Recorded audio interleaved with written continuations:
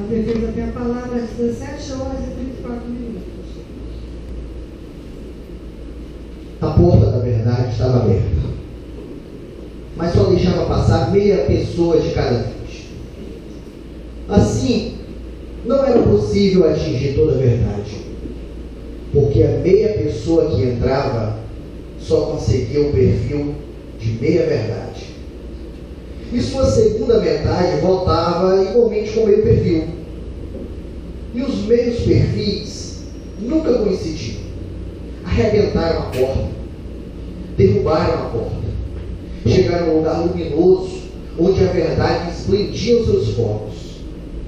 Eram divididas em duas metades, diferentes uma da outra. Chegou-se a discutir qual a metade mais bela. Nenhuma das duas era perfeitamente bela, e era preciso optar. Cada um optou conforme seu capricho, sua ilusão, sua miopia.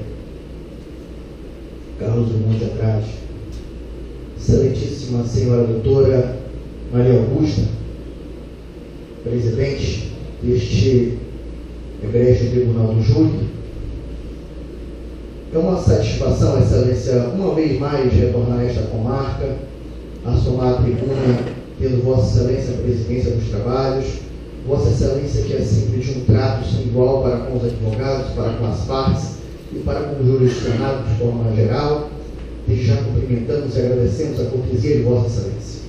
Excelentíssimo doutor Luiz Gustavo, ilustre representante do Ministério Público, a quem tenho grande apreço e admiração pelo trabalho que Vossa Excelência desempenha na comarca de Castanhal, sempre muito firme, muito correto e muito coerente em seus posicionamentos. Receba os nossos cumprimentos iniciais e saiba que Vossa Excelência tem a nossa total admiração. Excelentíssimo doutor Bosco, colega, que hoje eu tenho a honra de compartilhar a tribuna da defesa. É igualmente uma honra, Excelência, assomar nesta tarde, já quase noite, a tribuna da defesa ao lado de Vossa Excelência, que é um advogado conhecido aqui nesta comarca de Santa Maria, sobretudo pela postura ética e aguerrida de Vossa Excelência.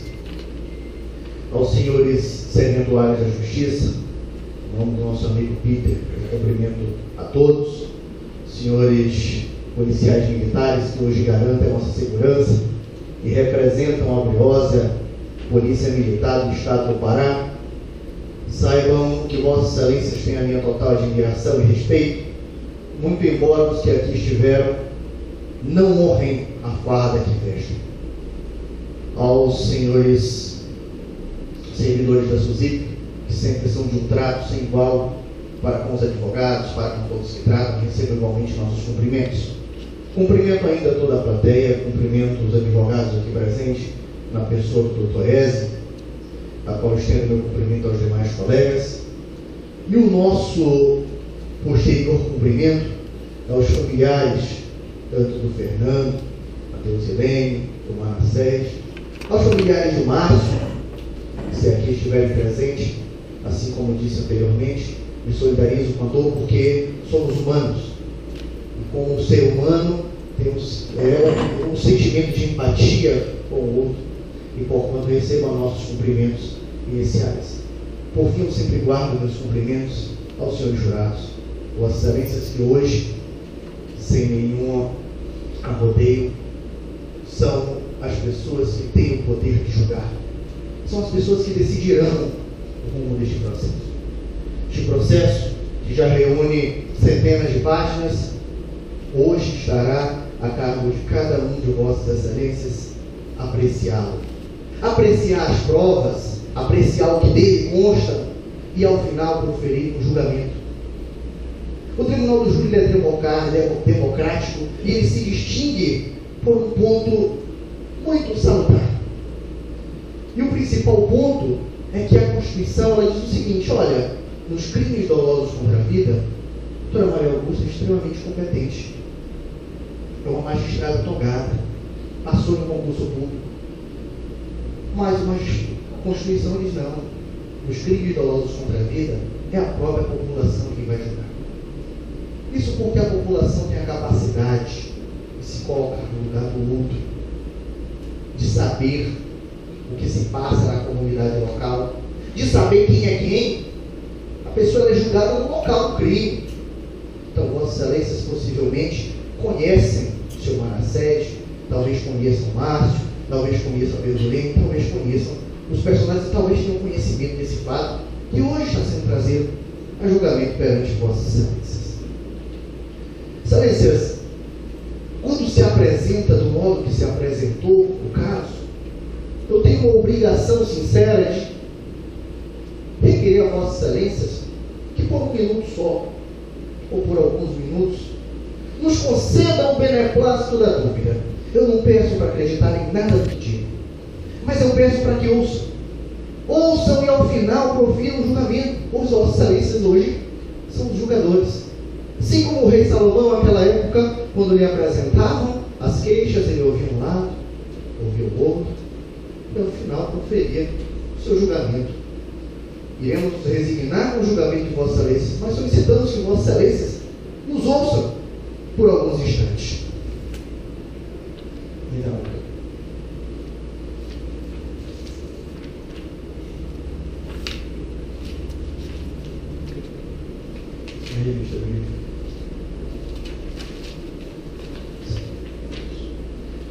e antes de entrar na prova dos autos, eu trago a Vossas Excelências porque eu que já tenho uma certa... estou acostumado com os julgamentos, com o meio jurídico, às vezes eu não me assusto tanto com algumas aberrações. Quando se fala, torturou alguém em delegacia, os olhos de algumas pessoas falam, não, isso não acontece. Não, isso é... Mas eu já estou mais adaptado. E eu quero trazer a Vossas Excelências um caso que aconteceu no Brasil. Para que Vossas Excelências, depois eu posso explicar isso aqui, eu vou entrar na prova dos autos. É o caso dos irmãos Naves, que Vossas Excelências possivelmente, ou não acredito, já ouviram falar. O caso dos irmãos Naves ficou consagrado como o maior erro judiciário da história do Brasil. O caso aconteceu mais ou menos em 1937. Os irmãos Naves tinham um primo chamado Benedito Caetano. Benedito Caetano era sócio dos Naves, que comercializavam cereais. Isso não é historinha, isso aconteceu no Brasil. Tá? E Benedito Caetano comprou lá cerca de 230 mil reais no dinheiro do hoje de cereais. Acontece que o preço do arroz caiu, Benedito Caetano devia muito e só recebeu 90 mil reais pelas sacas de arroz. Quando Benedito Caetano recebeu os 90 mil reais pela saca de arroz, Benedito Caetano recebeu o dinheiro, saiu com os irmãos Naves, foi para um festejo, e depois Benedito Caetano simplesmente desapareceu. Benedito Caetano desapareceu. Não apareceu mais. Cadê Benedito Caetano? O que se sabia que ele havia recebido 90 mil reais. Então Vossa Excelência começou a perseguição. Cadê Benedito Caetano? 2 dias depois, os irmãos Naves foram na delegacia. Olha, Benedito vendeu uma saca de arroz, 90 mil reais, e ele sumiu. Começaram a investigar. Começou a investigar e nada de saber. Pouco tempo depois, Vossa Excelência lembra 37, Getúlio Vargas, lá vem um delegado militar e fala, vamos mudar esse inquérito. E aí começa a saga. Vou resumir um pouquinho da obra. Os irmãos Naves foram presos e os irmãos Naves começaram a ser torturados para confessar que haviam matado Benedito Caetano. E aí Vossa Excelência fala, doutor, mas tantos detalhes, e foi assim mesmo. Os Naves, eles narram, que eles, olha o que eles falam no depoimento. Dia a dia levavam os presos para o mato, longe onde ninguém visse, nos ermos cerradões, as chapadas e criaemas, batia, despia, amarrava em árvores, cabeça para baixo, pés para cima, braços abertos, pernas abertas, untados de mel, de melaço, insetos, formigas, marimbondos, mosquitos, abelhas. O sol tinha de quente, a árvore rala sem sombra. Esperavam, De noite, cansados, amarrados, amordaçados, água. Só no corpo frio. Frio, dolorido, para danar, para doer, para dar mais sede, para desesperar. E eles torturaram os irmãos naves durante dias a fio. Chegaram um momento que eles viram que não ia funcionar. Eles prenderam a mãe dos irmãos naves. A mãe dele, Dona Ana, foi presa. Durante a prisão foi açoitada, estuprada. Pediram para os filhos baterem nela, lógico que eles não fizeram. E não surtiu efeito, os naves não confessaram. Só surtiu efeito quando resolveram separar os naves. Separaram Sebastião. Falaram, olha, matamos teu irmão. Confessa logo, porque vai ser o teu próximo fim. E aí, então, o nosso amigo Joaquim Naves considerou confessar. E confessou com riqueza de detalhes. Ele narrou, olha, no dia tal, nós saímos e eu sabia que Benedito estava com dinheiro. Nós fomos até o festejo. Após o festejo, quando nós estávamos retornando, perto do rio Arapari, eu segurei Benedito, meu irmão passou uma corda aqui, nós matamos ele asfixiado e jogamos ele no rio Arapari. Pegamos o dinheiro e escondemos entre duas moitas que tem lá perto do rio, que a gente consegue identificar. Com riqueza de detalhes. Pois bem, começou-se a investigação em cima disso. Depois aparece Joaquim, que não havia sido morto, e começa uma perseguição. Vão atrás do dinheiro. Cadê o dinheiro? Mas o dinheiro não existia. Ele confessou algo que não existia para se livrar da tortura. Os irmãos Naves são levados a julgamento. No primeiro julgamento, é absolvido. O juiz fala, não vou soltar. Vai para o tribunal anula, o processo retorna. Segundo julgamento, os irmãos Naves, novamente absolvidos. E aí, vai para o julgamento. No julgamento, o tribunal não manda mais para o tribunal do júri. O próprio tribunal vai e condena os Naves. Excelências, lá se passaram anos e anos de Joaquim Naves e Sebastião Naves presos. Em 1952, detalhe, nesse ínterim, em 1946, eles conseguem livramento condicional e saem da cadeia. Sebastião Naves morre de doenças contraídas do cárcere, só ficou Joaquim com a missão de resgatar a dignidade deles. E aí passa. Já em 1952, quem reaparece vivo, Benedito. Benedito reapareceu. E somente em 1962, os irmãos Naves teve uma apelação criminal provida e foram absolvidos em indenização. Então a história que se passa, ela não é absurda. Aliás, ela não é absurda, ela acontece diária e cotidianamente, infelizmente, nos porões de nossas prisões.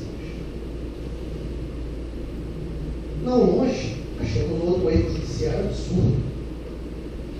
O caso dos Imaculados de Altamira. Escolheram alguns personagens, condenaram, posteriormente encontraram no Maranhão o verdadeiro autor dos crimes. E esse tempo todo que a pessoa passou por isso, como se corrige? Não se corrige. O doutor Gustavo foi feliz em falar, olha, aqui nós cuidamos de reparar uma morte. Aqui nós cuidamos de 2 mortes. Por que não duvidem? A prisão é uma morte social. A prisão é uma morte social. Então nós cuidamos de 2 situações. Excelências, ainda na semana passada, já atento à prova dos autos, outra situação absurda. O doutor falou, não, porque o Ministério Público, quando ele tem convicção, ele faz, o Ministério Público não erraria. A semana passada, aliás, há meses atrás, o Ministério Público de Castanhal denunciou um rapaz, pediu a prisão de um rapaz que ficou preso por 4 meses, porque ele tinha no celular dele uma fotografia com uma arma e com uma droga. Se cada um de vossas excelências que recebe a mensagem no WhatsApp tiver uma fotografia dessas, e o Ministério Público de Castanhal souber, vai pedir a prisão. O caso aconteceu em Castanhal, eu sou advogado da parte e consegui, na segunda-feira, por meio de um habeas corpus no Tribunal de Belém, desembargador falou, não, isso é absurdo. Trancação e manda soltar o rapaz. Isso acontece dia a dia. Não pensem que não é. Não pensem que a vaidade por hora não libera. É muito fácil chegar e falar hoje. Mas qual é o interesse que a polícia teria de acusar? Por que não foi investigado sem interesse? Quer dizer que o acusado, sem nenhum poder, sem nenhum aparato estatal, ele ainda tem que preso e investigar, não seria o interesse da polícia de incriminar? É uma cobrança em demasia. Se inverte os papéis. Se inverte os papéis. Mas nós vamos adentrar agora a prova dos autos para que a gente possa entender um pouco do que acontece. Hoje nós ouvimos depoimentos aqui que foram claros e elucidativos. Depoimentos estupidamente claros. Sabe, de um lado, nós temos dois rapazes, Fernando e José Tiago. Quem são esses dois rapazes? Fernando é um rapaz que trabalha vendendo Guaraná da Amazônia, água, numa banca há mais de 10 anos, na frente do Porto Alegre Castanhal. Quem passava bem, está lá a barraca do Fernando. Está 2 anos preso. O José Tiago é um rapaz que trabalhava, um rapaz que cursava nível superior, um rapaz que entrou nessa, não possuía um antecedente, entrou no cárcere com uma pedra de 0,3 centímetros no fígado. E aí vocês pensam que juiz não erra. Nós solicitamos para cá, solicitamos o exame, uma pedra de 1,9 centímetros já está no José Tiago. Uma dor insuportável dentro do cárcere. Quem sabe, quem já teve pedra, quem saberá o que é. Aí aqui o doutor magistrado da época, o doutor Bruno, ele falou, não, mas a gente precisa que a perícia diga que realmente dói. Pelo amor de Deus. Aí novamente o nosso tribunal falou, não, doutor Bruno, é excesso. Manda soltar o rapaz que ele vai se tratar. Soltaram o José Tiago. Eu nem sei se foi bom soltar o José Tiago. Eles soltaram o José Tiago, pouco tempo depois, cumpriram o que haviam prometido de matar o José Tiago. O Tiago, dentro do seu carro, foi assassinado em Castanhal. Aí é engraçado que quando se fala agora, não, mas suspeitas foi a polícia. Vai falar, não, mas... Aí quando é para o Manassés, para o Fernando, o que o pessoal diz vale, né? São 2 pesos e 2 medidas sempre. Sempre é assim. E sempre será. Porque de um lado nós temos uma pessoa que é desfavorecida. Uma coisa é um promotor de justiça, é um juiz que dispõe de salário, de auxílio moradia, dispõe de todo o recurso do Estado. Eu quero uma investigação lá na Caixa Pré. Manda investigar. Eu quero perícia não sei aonde. Manda fazer. Meu amigo, se você precisar do exame, tem dinheiro sem pagar. Como é que você vai estar produzindo prova? Não, mas agora eu quero ouvir o comandante, não sei o quê. Vá ouvir o comandante, eu quero ver. Não é tão fácil essa relação. Não pensem que de lá para cá a coisa é fácil. De lá para cá nós temos uma diferença grande. E isso tem que ser considerado. Excelências, o principal ponto que eu acho que nós temos que ressaltar aqui. Número 1, não temos como julgar sem conhecer o acusado e a vítima. Quem são os acusados? Deixa eu ver aqui, falou a respeito. Hoje ele veio aqui, falou. Quem é a vítima? Todos os testemunhas disseram aqui que a vítima, longe de mim, querer criminalizar a vítima, nós temos que observar quem era. A vítima era uma pessoa que já trabalhou aqui no município. Há boatos, e talvez alguns de vocês saberão que era acusado de ser bate-pau, de denunciar a boca. Falar, olha, se não denuncia, se não der um dinheiro, vou te denunciar para a polícia vai estourar tua boca. A senhora foi acusada diversas vezes. Então não é que ele não tinha nenhum algoz que quisesse bater nele, que quisesse eliminá-lo. Não. Isso pode ser descartado? Só foi descartado pela polícia. Por que a polícia não investigou isso? Por que tanta reticência por falar que ele era bate-pau da polícia? Porque é legal. Bate-pau da polícia? Né? E aí tenta se dar um ar de naturalidade para isso. E eu vou entrar agora, propriamente, dentro dos autos, para nós entendermos. São esses, todo crime, ele tem uma motivação. Todo crime, ele é movido por uma motivação. Por mais estúpida que seja a motivação, mas ela tem uma motivação. Este é o único crime que aparentemente não tem motivação. Não tem motivação porque a própria mãe da vítima chegou aqui hoje e falou: olha, sinceramente, essa é a grande incógnita que paira na minha cabeça. Eu nunca consigo imaginar que foi o Manassés. Qual seria o interesse? Ah, porque o Manassés falou: por que tu está fazendo aí na farmácia? Meu amigo, se você tiver uma relação de amizade com uma pessoa, você não fala nada com a pessoa. Quantas vezes não nos desentendemos com um amigo? Isso é suficiente para matar uma pessoa? Um desentendimento como, se é que ocorreu aquele desentendimento, seria o suficiente? Isso é uma motivação para a pessoa contratar pessoas que vêm de fora? Ou isso parece ser a linha mais cômoda de investigação? Ou isso parece ser a linha mais cômoda de investigação? Afinal, perceba uma coisa: o crime foi cometido com tiros todos na cabeça, execução. Aparenta muito o crime praticado por pessoa que tem habilidade. Então, descarta a possibilidade que possa ter sido, inclusive, alguém da polícia. Descarta essa possibilidade. Só quem descartou isso aí foi investigação lá atrás. Somente quem descartou isso foi investigação lá atrás. Mas vamos adiante. Vamos seguir adiante. Temos aí a tortura sofrida pelo Fernando. Doutor, mas o Fernando só chegou para dizer dessa tortura hoje? Não, foi. O Fernando, quando prestou depoimento dele. O Fernando, quando prestou depoimento perante este juízo, ele falou o seguinte: que prestou um depoimento na delegacia de polícia e alega que foi torturado pelos policiais. O que a polícia deve fazer? O que o Ministério Público deve fazer quando toma conhecimento de um crime? Mandar apurar. Vossa Excelência não acredita que foi mandado apurar? E não é o único, porque diversos processos que eu já atuei, que eu já tomei conhecimento, essas declarações passam impunes. Eu quero saber quantos processos há tramitando que averigou, buscou pelo menos averiguar a alegação de uma tortura. Nenhum deles. Doutor, mas isso não faz sentido. O cabo Eduardo veio aqui hoje. Eu perguntei se eles estavam feridos.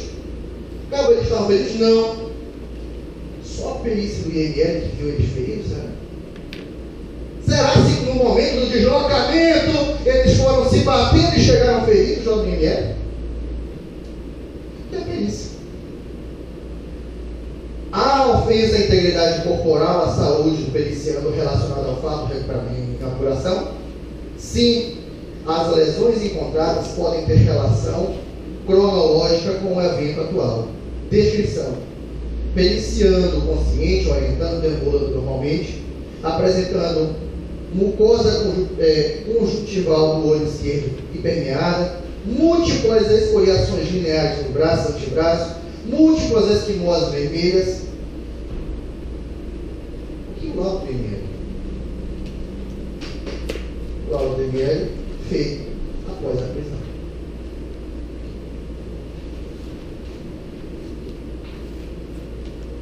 Eu acho que isso aqui seria um elemento, pelo menos, ainda que não tem nada, porque quando se trata de algumas pessoas não tem nada.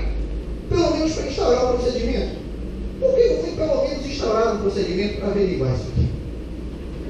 Eu ingressei posteriormente nesse processo.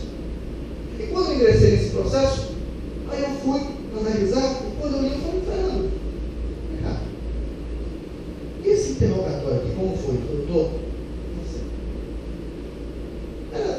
absurdo, rapaz, é muita coisa aqui. Eu assinei. Falei, doutor, foi a pior noite da minha vida. Ali o que tivesse que fazer para ir embora, eu faria.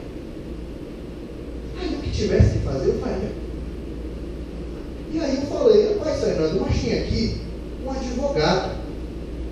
Tem aqui um advogado. Declaração.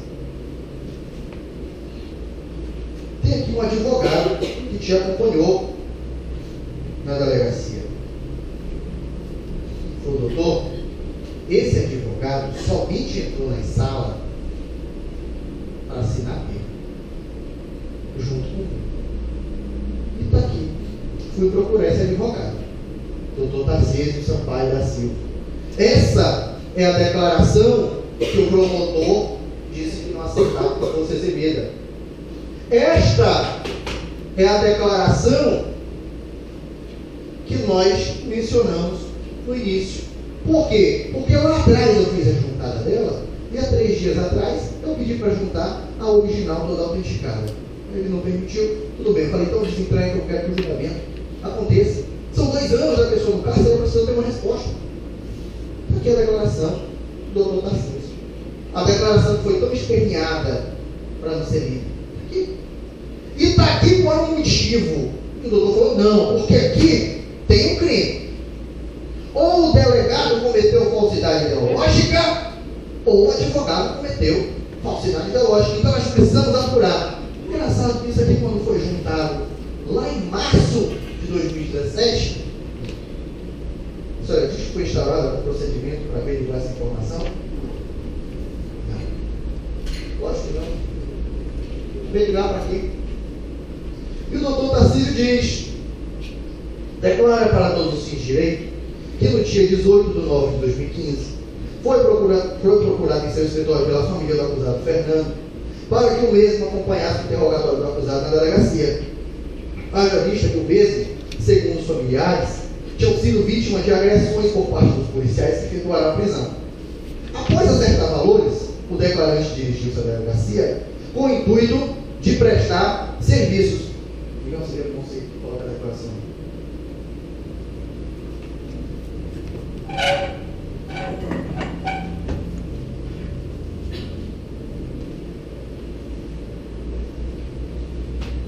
O declarante dirigiu à delegacia com o intuito de prestar serviço para o qual foi contratado. Todavia, lá chegando por volta das 17h10, constatou que o interrogatório do acusado já estava pronto e não lhe sendo facultado o direito de conversar reservadamente com seu constituinte, tendo permanecido na sala e requerido a inclusão de seu nome no auto de interrogatório, a fim de comprovar à família que havia comparecido no contrato, que havia comparecido no ato contratado. Razão pela qual o declarante afirma peremptoriamente que não presenciou as declarações contidas no auto de interrogatório do acusado e não pode afirmar se elas foram realmente prestadas pelo interrogado ou se condizem com a verdade. Em março, fiz juntar isso aos autos. Nada, mais uma vez, foi investigado. É um outro ponto que nos causa estranheza, porque deveria ser investigado. Não foi. E não foi. Excelências, é preciso que nós passamos a entender. E agora eu vou para um ponto um pouquinho mais técnico, que ele fala da confissão. Doutor, e essa confissão prestada em delegacia, qual é o valor dela? Sobretudo quando precedida de cultura. Qual é o valor? E aqui nós temos alguns artigos da lei que eu preciso esclarecer a vossas excelências. Vamos lá. Presta meu ponto. Primeiro artigo que nós vamos ler hoje. Artigo 197 do Código de Processo Penal. Nós estamos em um tribunal, nós vamos analisar algumas regrinhas. O valor da confissão, diz a lei, o valor da confissão se aferirá pelos critérios adotados para os outros elementos de prova. E para sua apreciação, o juiz deverá confrontá-la com as demais provas processo. Ponto número 1. O juiz deve confrontar a confissão com demais pontos do processo. Artigo 155. O juiz formará sua convicção, Vossas Excelências, formarão sua convicção pela livre apreciação da prova produzida em contraditório judicial, ou seja, quando esteja presente advogado, promotor, a gente poder dialogar, tá? Não podendo fundamentar sua decisão exclusivamente nos elementos informativos escolhidos durante a investigação. Eu não posso condenar apenas por base que quer. A doutora, mas o José Thiago também disse, nem ele nem o Fernando confirmam as alegações. Por outro lado, a tortura em nenhum momento é investigada.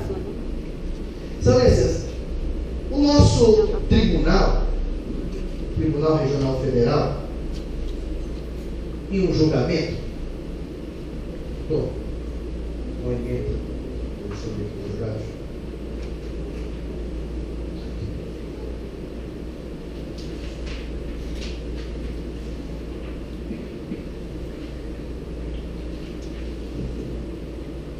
esse processo, Excelências, cuida-se de um processo, tá? Em que a pessoa foi condenada, tá? E estava cumprindo pena, posteriormente entraram com a revisão criminal. A revisão criminal falava o seguinte: olha, não pode a pessoa ser condenada baseada exclusivamente em confissão policial. É o que está escrito aqui. Revisão do Tribunal Regional Federal da Terceira Região, tá? Relator desembargador federal Antônio Barrete.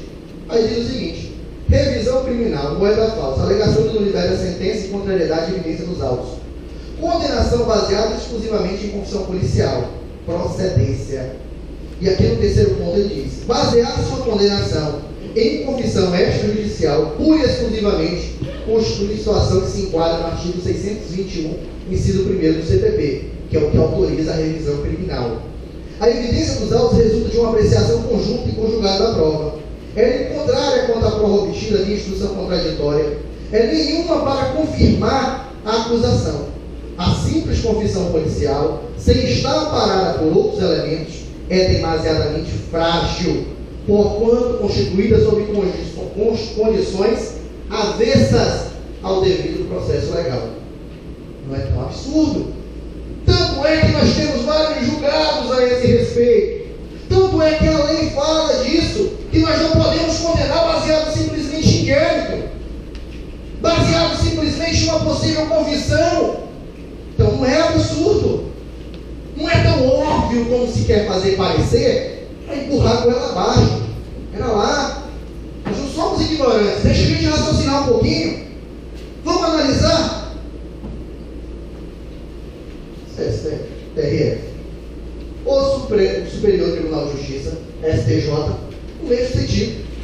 Outra decisão aqui, porque essa é bem maior, falando que é inadmissível uma condenação baseada exclusivamente em uma condenação obtida em delegacia. Sabe, esse é um outro ponto que nós temos que chamar a atenção. É o seguinte: existe uma perícia que ela seria muito fácil de ser feita. Muito fácil. Perícia de pólvora com bucha na mão. Quem atirou, se fizer a perícia de pólvora com bucha, vai constatar. Vocês acham que essa prova foi produzida? Óbvio que não. Ele foi encaminhado ao IML. Por que a perícia de pólvora com bucha não foi produzida na mão? E olha o que diz o nosso código lá no artigo 158. Olha o que ele diz: quando a infração deixar vestígios, no caso homicídio, deixa o penal, ele deixa vestígios na mão de quem pratica, tá? Será indispensável o exame de corpo de delito, direto ou indireto, E olha o que termina o código falando. Não podendo supri-lo a confissão do acusado. Salista, nesse é o caso. Olha o que ele fala. Mesmo que o acusado confesse, se exigir o laudo, não vale. Não vale por quê? Porque a confissão é questionável. Quantas pessoas não já confessaram um crime para receber algum valor de outra pessoa? Quantos pais já não confessaram crime por filhos? Quantas pessoas já não confessaram crime nos porões das prisões, sob tortura e ameaças, com ações físicas e morais de toda sorte? Cadê o laudo de perícia de prova conjusta? Não tem. Obviamente que não tem. E um outro detalhe, excelências, um outro detalhe. Eu tenho aqui, irmãos, um livro. Percebam, vossas excelências, que eu não quero trazer, e é de tão absurdo que se fez parecer, eu estou tendo cuidado de trazer jurisprudência para vossas excelências, estou tendo cuidado de ir na lei, para mostrar para vossas excelências que isso não é absurdo. E estou trazendo aqui o livro do desembargador, tá? Dr. Guilherme de Souza Nutti, que é muito conhecido pelos operadores do direito. O Dr. Nutti ele fala o seguinte, quando ele vem falar da confissão: confessar não é a simples admissão de culpa pela prática de um crime. Fosse assim, poder-se-ia confessar como meio de prova, fosse assim, poder-se-ia confessar como meio de prova ao policial no lugar do delito, ao padre no interior da igreja, ao amigo do campo de futebol, ao pai, à mãe, no interior do lar. A confissão, ela requer uma formalidade. Ela requer que a gente tenha algumas garantias. Você vai confessar? Vamos, ok, vamos ouvir algumas coisas. Tá? É preciso para a confissão, construída como prova legítima, quem está em seu juízo perfeito, fazendo de modo expresso, voluntário, sem qualquer coerção física ou psicológica. Tá? E aqui o Nutti, ele fala de um caso, de um ponto muito interessante nessa obra. Adoro essa obra dele. Ele fala: erros judiciários advêm em grande número da aceitação pura e simples de convicções isoladamente consideradas, sem a busca de compatibilidade e concordância com o conjunto probatório completo. E mais à frente ele vem falando o que é uma coação psicológica. É o constrangimento psíquico exercido contra o réu através de ameaças, chantagens. Coação física é a agressão contra a incolumidade física do suspeito ou indiciado, levando a admitir sua culpa de modo verdadeiro ou falso. Nós acabamos de assistir Os Dias Era Assim na novela, e lá nós temos o retrato de vários casos de tortura. Hoje persiste, doutor, bem menos do que naquela época, graças a Deus, mas ainda persiste. Infelizmente, ainda é um meio pelo qual se fazem isso. E um outro dado importante, aqui está a declaração do seu Tarcísio, que ficou aberto para vossas excelências.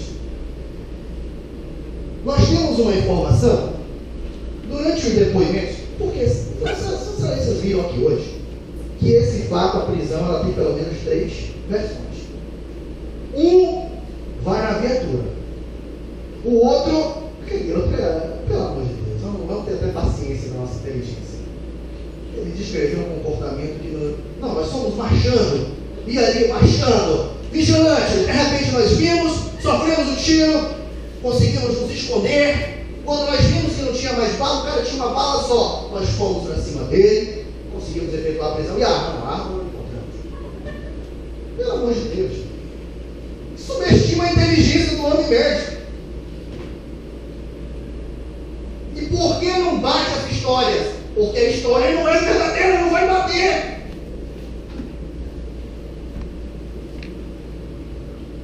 No dia é muito fácil. Coloca Ctrl V, todos os depoimentos saíram perfeitos. Passado um tempo, vai ficar memória na cabeça.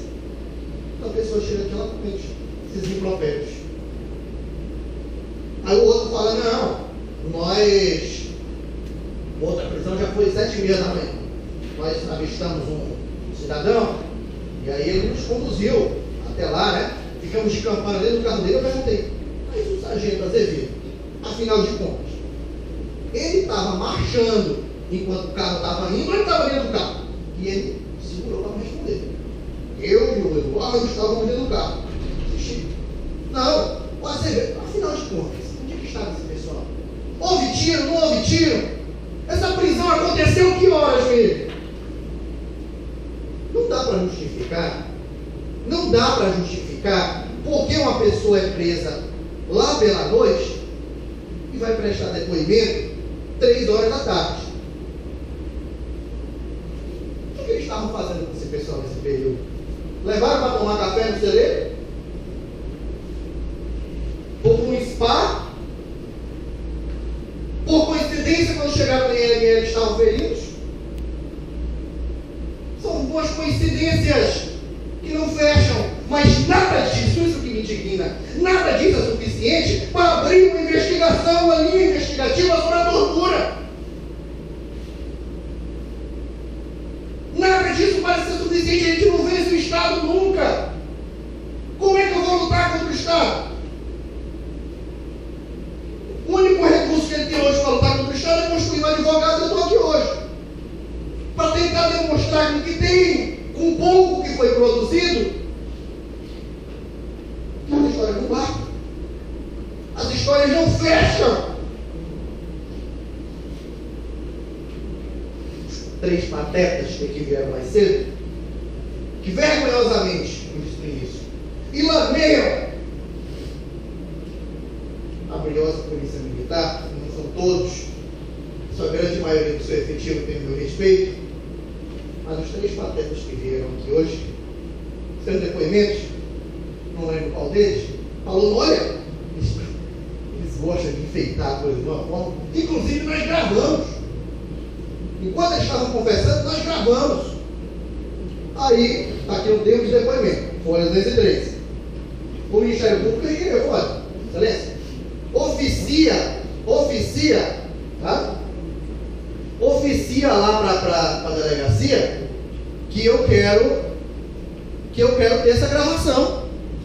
Se é uma gravação deles, né? A juíza aqui, olha, falou aqui. Oficie-se a delegacia de polícia para que remeta este juízo, se tiver, no prazo de 10 dias, cópia da filmagem nos termos acima. Posteriormente, vamos lá.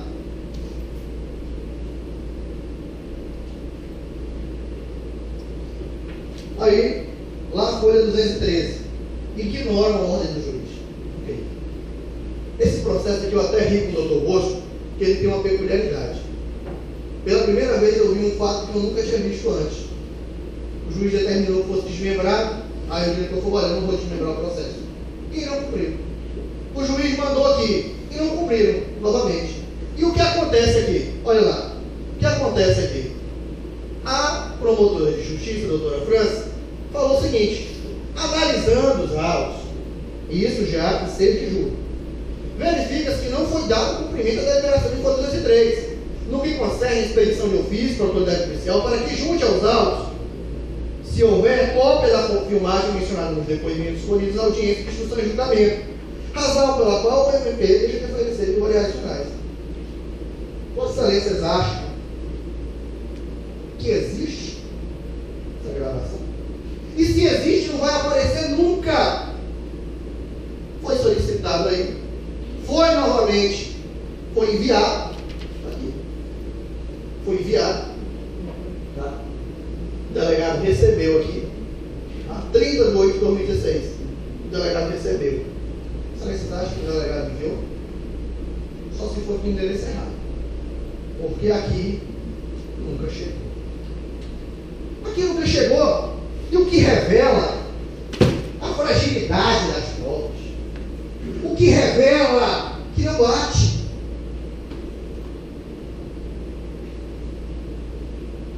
Nós temos que estar atentos, temos que estar vigilantes a esse tipo de situação. Excelências, me chamou muita atenção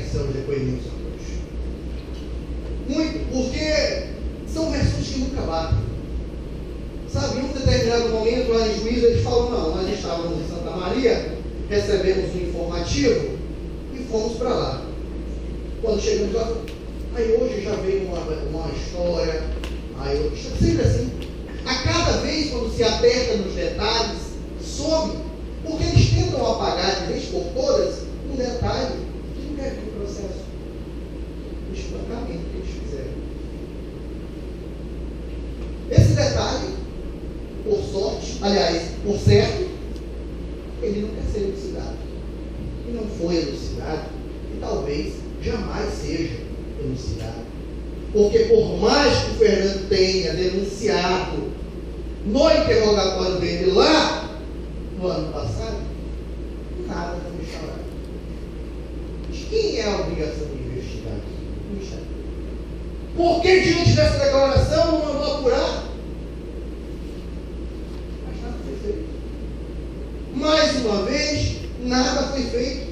Em uma cidade deste tamanho, a mãe da vítima senta aqui e fala: doutor, esta é a grande dúvida que para na minha cabeça. Somente a polícia tem certeza.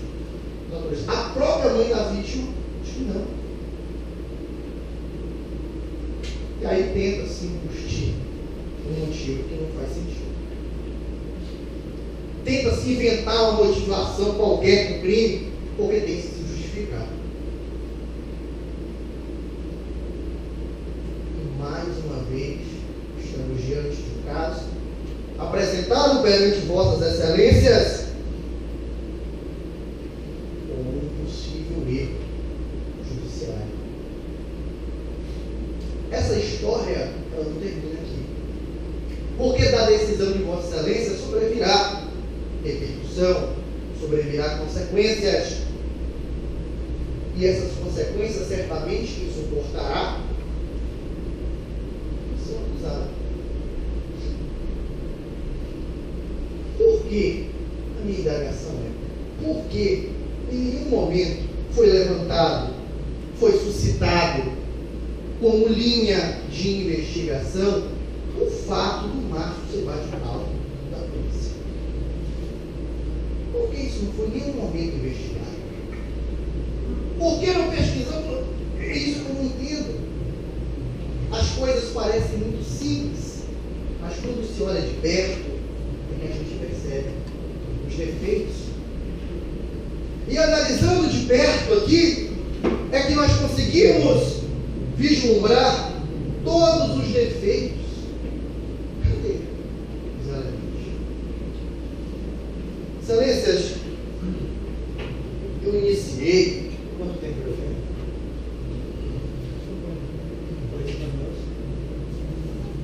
É necessário, vou voltar ainda para um outro ponto, para a gente bater em cima aqui, 2 depoimentos prestados. Tá? Porque as informações não batem. Vamos lá, vamos no interrogatório dele. Interrogatório do José Thiago na delegacia. O Fernando na delegacia. Na delegacia.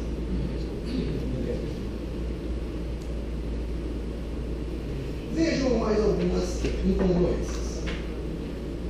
O nosso código ele diz o seguinte: logo que tiver conhecimento da infração penal, a autoridade policial deverá, inciso 5º, ouvir o indiciado com observância do que for aplicado no capítulo 3, devendo o respectivo termo ser assinado por 2 testemunhas que tenham ouvido a leitura. E o termo? Cadê a registro? Indiciado, o advogado Tarcísio, que foi o que fez a declaração. Coloca a declaração do Tarcísio.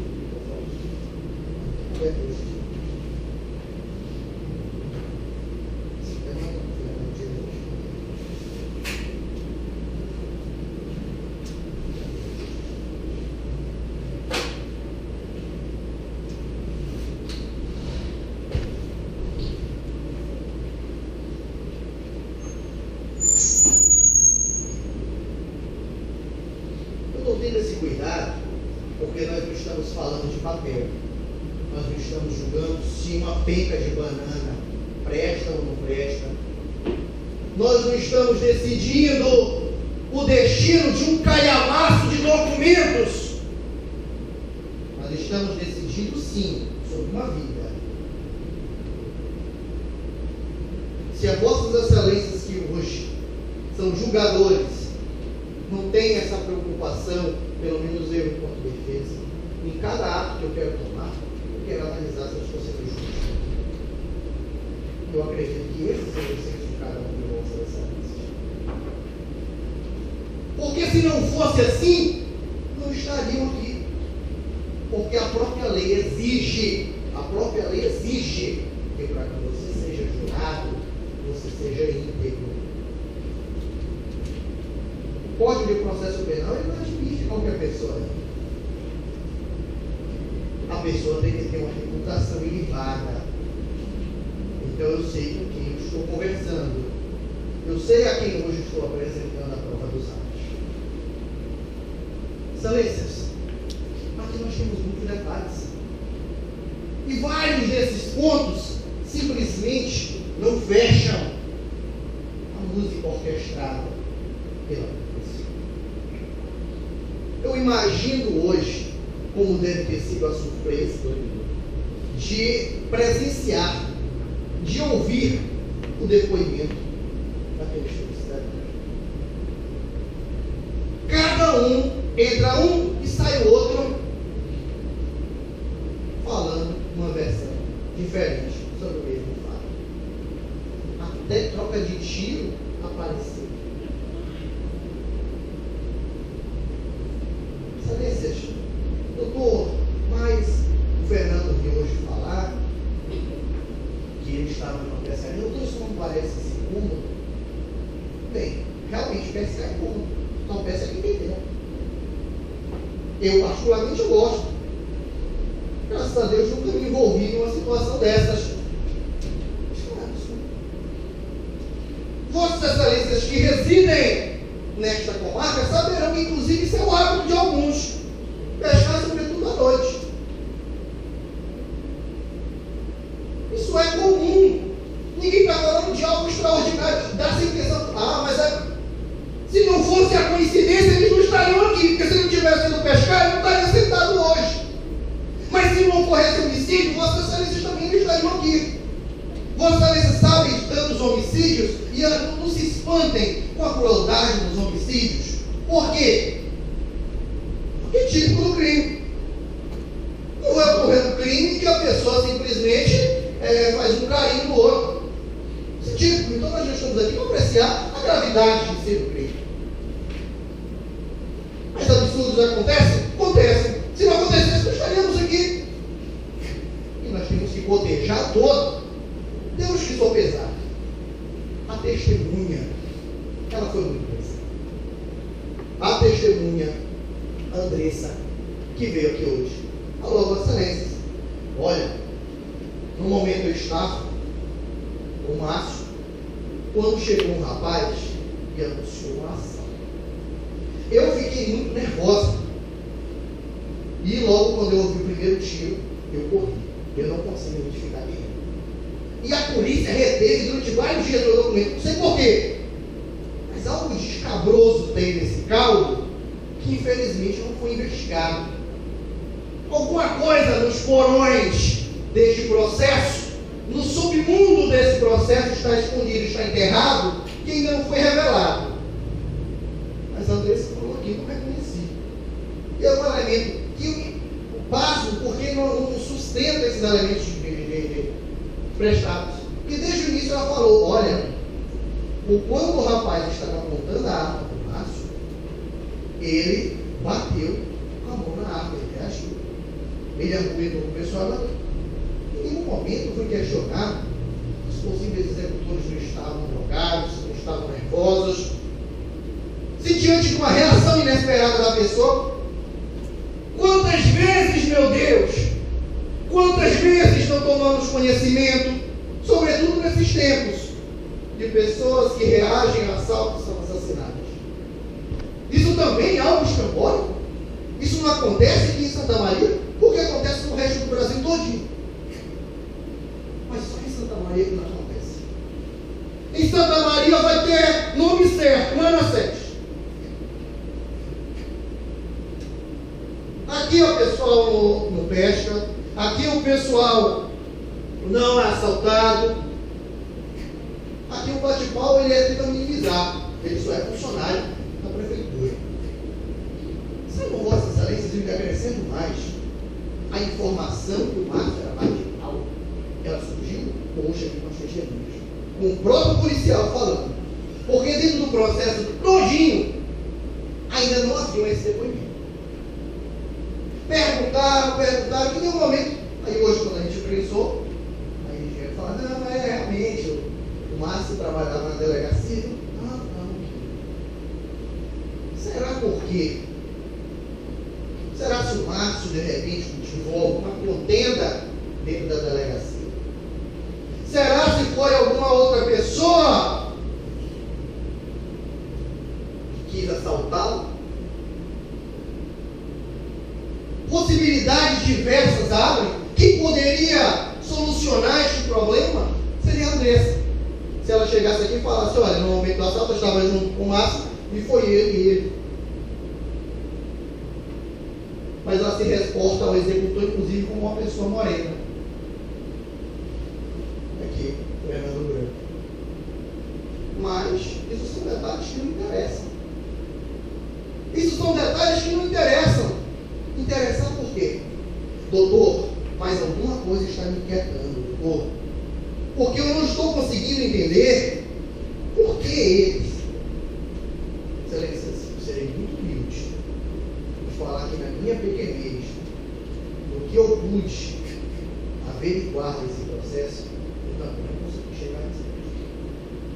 Mas quem sou eu para poder liderar e capitanear a investigação? Se com todos esses elementos, com todas as denúncias, poderá Vossa Excelência, diante de um caso de assalto, que Vossa Excelência irá fazer, denunciar a polícia, acredito. Se não investigarem, como é que Vossa Excelência vai fazer para investigar? Ficamos atados. Nós ficaremos amarrados. O que eu pude fazer foi denunciar dentro do processo. Dentro do processo nós denunciamos. Foi investigado? Não. Por quê? Porque tinha confissão. Esse foi grande. Essa foi a grande sacada e o grande erro. Essa foi a grande sacada e o grande erro. A polícia, quando se depara, nós conseguimos a confissão. A partir dali, acha que pode sustentar tudo com base na confissão. Eles esquecem da verdade, que a verdade já tem que coincidir. Eles esquecem que eles iam prestar depoimentos diversas vezes. Eles esquecem que sentariam perante este tribunal do júri, perante uma juíza, perante um promotor, perante advogados, perante esse conselho de sentença e teriam que falar dos fatos. E quando isso aconteceu, veio aquele desencontro de informações. Típico de quem está mentindo. Vejam que não é um detalhe só. Não é uma coisa assim, não, a cor era uma azul piscina e um azul claro. Não, eu estou falando de coisas bem distintas. Eu estou falando de... Teve até tiro em uma das versões. Não é um mero erro. Ninguém se confunde que levou um tiro. Percebam que não é um mero detalhe. Ah, mas você não, doutor, mas a pessoa se esquece. Se esquece que estava marchando. Não, fui marchando, porque eu tenho um hábito esportivo muito bom, levei minha guarnição aqui. 5h30 da manhã. 5h30 da manhã, estava normal marchando. Não subestima a inteligência. Em algum momento, esses salafrários teriam que ser contraditados. Em algum momento, eles deveriam vir aqui prestar um esclarecimento sobre esse fato. Doutor, por que o senhor não perguntou para eles se eles torturaram? Pergunta bem óbvia. Se orquestraram tudo para negar, hoje eu quis dizer.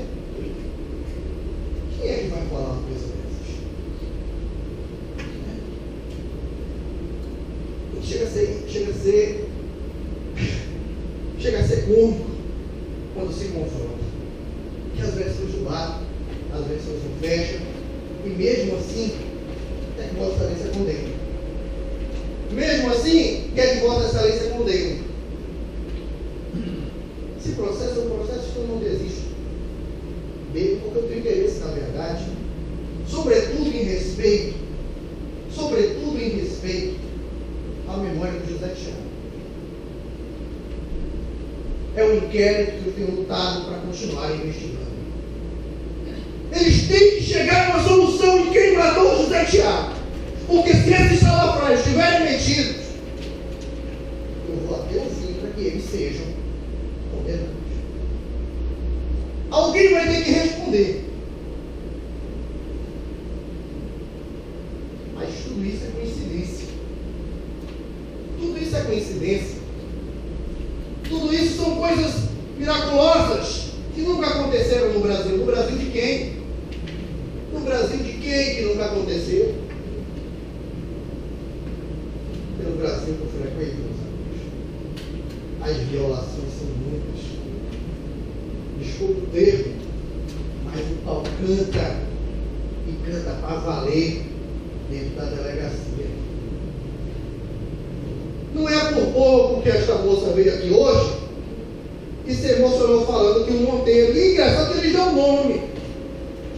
Dão o nome de quem fez. Agrediu ela. Bora, vagabunda, confessa. Bora, vagabunda, confessa que participou. Como se não bastasse a coação física, é a coação psicológica. Que eu pergunto a Vossas Excelências, qual é o limite de cada um para suportar? Eu chego a dizer, eu chego a afirmar que eu sou uma pessoa extremamente fraca. O dia que quiserem obter de mim a confissão de que eu vi um unicórnio, se meu amigo, eu não vou pegar porrada de jeito nenhum. Quando começar a bater, eu falo, é verdade, passou o unicórnio, era bonito demais, até brilhava o rabo. Meu amigo, é porrada. Excelência, pela ordem. Não estou falando de plenário brincadeira. está manifestando. Não estou falando de brincadeira. Então nós temos que trabalhar. Silêncio, por favor. Será? Se após toda essa sessão de tortura que é previsto lá no laudo, eles ainda tinham que resistir? Excelências, há muita coisa não esclarecida nesses anos. Concordo com Vossa Excelência. Porque se apegaram, igual cachorro se apega ao osso, a essa tortura, a essa confissão, e dali levaram. Aqui. Processo anulado porque baseado exclusivamente em elemento colhido no inquérito. Isso acontece por quê? É cotidiano. Ainda assim acontece. É igual negar que mulher não apanha. É igual negar que não há preconceito. Pode até negar, mas quem sofre na pele são as mulheres do Brasil afora. Quem sofre na pele são os negros do Brasil afora. Isso é cotidiano, isso é diário. Eu tenho um amigo que é empresário em Castanhal. Dia desses, nós fomos a Belém. Pasme a situação. Quando nós estamos retornando, ele é um negro forte, ele tem uma SW4 dessas novas, nós fomos parados ali no posto da Polícia Rodoviária Federal de Castanhal. Era por volta de meia-noite, uma hora. E aí o cidadão, documento do carro e CNH aí. Foi lá, chegou. Até aí tudo bem. Aí outra pergunta do policial falou para ele, se carro é realmente seu? Parece, senhor. O senhor trabalha com quem, Castanhal? Porque o indivíduo, ele é um negro, ele não pode ter uma SW4. Aí você fala, isso é absurdo, mas acontece. Talvez não aconteça de toda esquina, a cada abrir de porta, mas acontece. Se nós formos pontuar a quantidade de absurdos, se nós formos pontuar a quantidade de injustiças, Nós não paramos aqui hoje. Então, Vossas Excelências hoje são soberanos para julgar. E julgarão conforme a vossa consciência, conforme o contexto que foi apresentado, conforme cada uma das petições, conforme cada um dos laudos, depoimentos. Eu fiz questão de querer exibir para Vossas Excelências, para que Vossas Excelências possam tomar a decisão e falar: não, isso eu não tenho mal de sofrer do arrependimento que o pessoal que julgou os navios teve. Apesar que com os navios o Conselho de Sentença absolveu 2 vezes. Quem condenou, e aí passa, para Vossas Excelências ver por que o Tribunal do Júri é democrático. O Tribunal do Júri absolveu os navios 2 vezes. Primeira vez foi absolvido. Segunda vez, absolvido. O Tribunal de Justiça de Minas Gerais, composto só por desembargadores, quem em tese conhece do direito, tá? Os desembargadores condenaram eles. Só em 62. Aí eu pergunto a Vossas Excelências: isso tem como reparar? Uma indenização tem como reparar? O Sebastião Naves nunca usou indenização, porque ele morreu antes. O Antônio Naves não estava quase, estava muito debilitado. Tortura, porrada, até a mãe foi estuprada. Isso é uma história da Carochinha, estamos atrás da história do Brasil. Podem pegar e pesquisar os irmãos Naves e verão. Faremos hoje em Santa Maria mais um erro. Com o que foi posto e com o que se quer sustentar a acusação é o suficiente para a consciência de cada um de Vossas Excelências se convencerem? Não, realmente Manassés mandou matar. O motivo, vejam bem, porque não tem como concluir. O motivo não me parece muito claro, mas pelo sim, pelo não me parece razoável. Pelo sim, pelo não, matar uma pessoa. Igual eu falei, a prisão é uma morte social. José Tiago, além de morrer socialmente, já foi assassinado. Hoje está aqui o Fernando lutando pela vida, pela justiça e pela liberdade dele. Vossas Excelências viram no início do julgamento o tanto que protestei. Esse julgamento, vamos adiar, porque está deixando eu falando, doutor, a gente aguarda. Eu não importo a hora que nós saímos aqui hoje, mas a pessoa está há 2 anos denunciando que foi torturado, denunciando que apanhou. O advogado que acompanhou bem aqui diz que não. E mesmo assim, persiste o cárcere. As testemunhas vêm aqui hoje e mentem deslavadamente, querem adiar o julgamento. Um dia a mais em casa, talvez para cada um de nós não seja nada, mas um dia a mais no cárcere, para quem está lá e ainda de forma injusta, isso é uma eternidade. Então, de uma forma ou de outra, eu sabia que ele tinha que ser julgado. Ele precisa que Vossas Excelências saibam da verdade e profiram o julgamento justo, o julgamento conforme a prova dos autos, um julgamento conforme aquilo que foi apresentado a cada um de Vossas Excelências. Excelências, eu iniciei a minha fala com um poema de Carlos Drummond de Andrade, e me faz lembrar, eu até fiz essa anotação, do Sermão do Monte que Cristo fez as pessoas lá em Mateus 5. Ele fala: e Jesus, vendo a multidão, subiu ao monte e, assentando-se, aproximaram-se dele seus discípulos. Aí lá em Mateus versículo 6 ele fala: bem-aventurados os que têm fome e sede de justiça, porque eles serão fartos. E eu encerro mais uma vez relendo o poema Grande do Norte, que eu adoro esse poema. A verdade. A porta da verdade estava aberta, mas só deixava passar meia pessoa por vez. Assim Assim, não era possível atingir toda a verdade, porque a meia pessoa que entrava só conseguia o perfil de meia verdade. E sua segunda metade voltava igualmente o meio perfil. E os meios perfis não coincidiram. Arrebentaram a porta, derrubaram a porta, chegaram ao lugar luminoso onde a verdade explodia os seus fogos. Era dividida em duas diferentes, uma da outra. Chegou-se a discutir qual a metade da verdade mais bela. Nenhuma das duas era perfeitamente bela, e era preciso optar. Cada um optou conforme o seu capricho, sua ilusão, sua miopia. O Ministério Público, infelizmente, deixou-se guiar, deixou-se atrair por uma meia-verdade, por sua miopia, por não querer estender os horizontes, por não querer investigar o que estava óbvio. E assim se chegou à meia-verdade e pretende hoje apresentar a Vossas Excelências como uma verdade.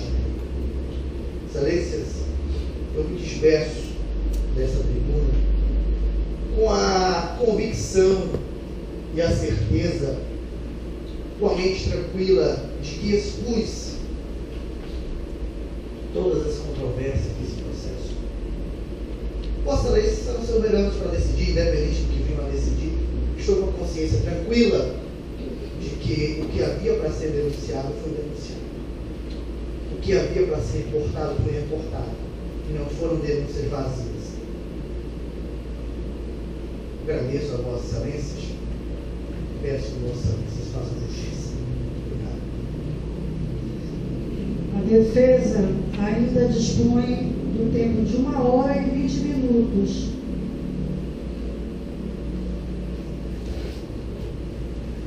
Doutor Bosco,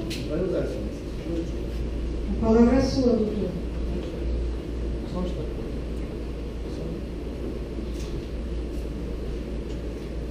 Só um instante, Excelência.